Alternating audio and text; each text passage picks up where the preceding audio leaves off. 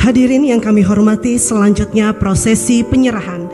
Mohon izin kami undang untuk dapat mengambil tempat. Kejaksaan Agung menyerahkan uang 11,4 triliun rupiah ke negara. Presiden Prabowo Subianto turut menghadiri penyerahan simbolis tersebut. Acara berlangsung di Kompleks Kejaksaan Agung, Jakarta. Uang senilai 11,4 triliun rupiah itu ditampilkan dalam pecahan Rp100.000. Tumpukan uang tersebut diperkirakan mencapai tinggi sekitar 3 meter. Dana ini merupakan hasil kerja Satgas Penertiban Kawasan Hutan, PKH.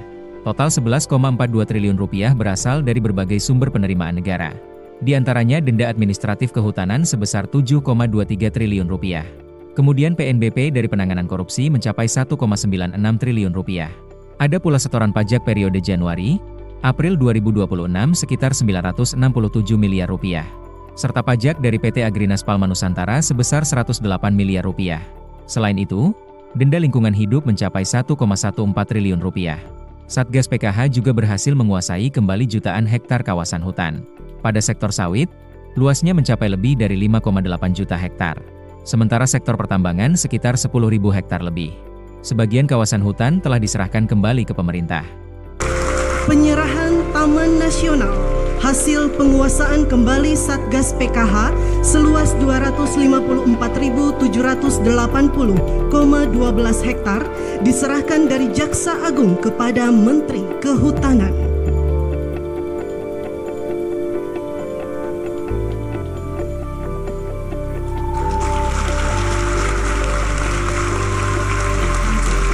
Penyerahan perkebunan kelapa sawit tahap 6, hasil penguasaan kembali Satgas PKH seluas 30.543,40 hektar. Mohon berkenan Menteri Keuangan, COO Danantara, dan Dirut PT Agrinas Palma Nusantara mengambil tempat.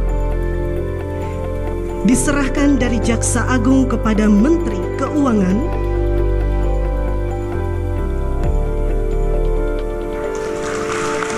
Dilanjutkan kepada COO Danantara.